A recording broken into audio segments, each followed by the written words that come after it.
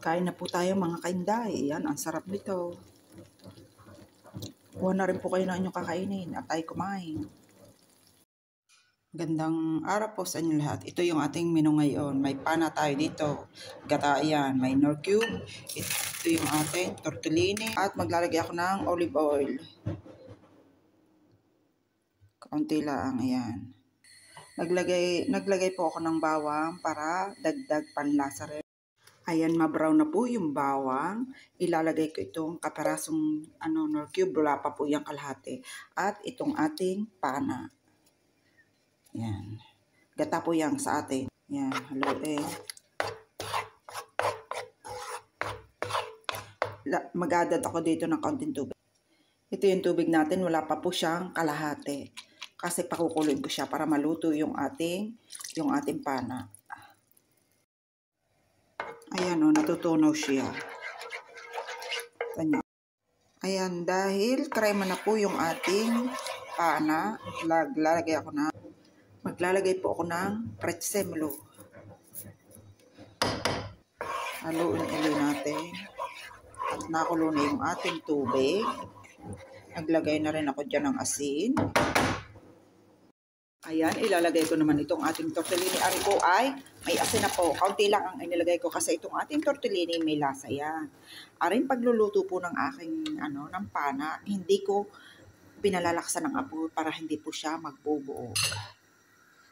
Oh, yan, tanya po yung pag yung galing sa freezer siya, hindi siya nasisira. Kaya ganyan ang technique. Pag nagluto at galing sa freezer, matigas pa lang ilagay at nang hindi masira. Ayan, dahil luto na yung ating tortellini, mga 2 minutes pa ito.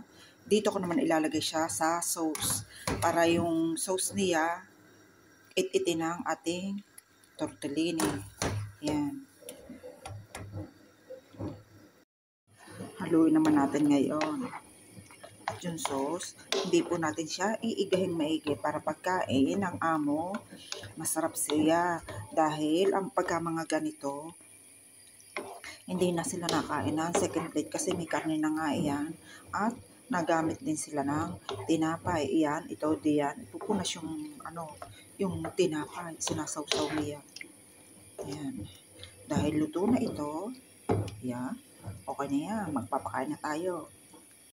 Para mas masarap pa lalo, mag-a-add ako ng cheese.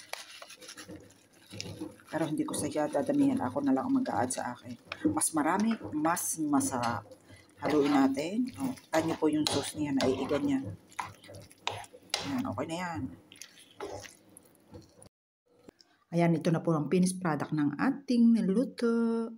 Kain po tayo. Napakasarap po nito. Salamat po sa inyong panonood. Yan, magandang araw po sa inyo lahat. Ito yung ating menu. Yan, may karne tayo, bawang, sibuyas. Hindi ako naglagay ng mantika. Gagamit din ako nitong 6 na cube ng spinach. Maglalagay po ako ng kaunting asin din sa ating karne. Lagay natin yung sibuyas.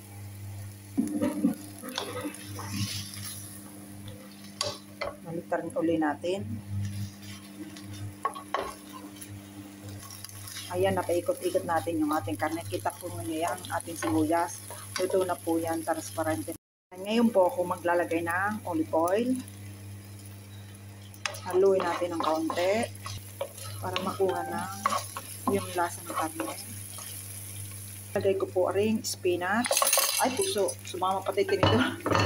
Oh, yan. Kaya nyo yan. Po ako ng kalahati ng nor cube. Maglalagay din po ako ng tubig. Kukuha ko din sa ating pinaiinit. Kaya maglagay po kayo ng tubig na yung sa tingin niyo ay okay yung tubigin nyo.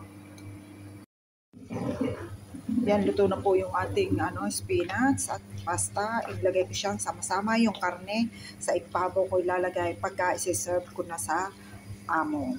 Maglalagay ako ng cheese. Mas marami, mas masarap. Ayan, naglagay po tayo ng cheese. Haluin natin. Ayan mga kainday, kain po kayo. Ito ang ating finished product ng ating pasta con spinaci e carne. Ayan, kain po tayo. Salamat po. God bless. Bye-bye.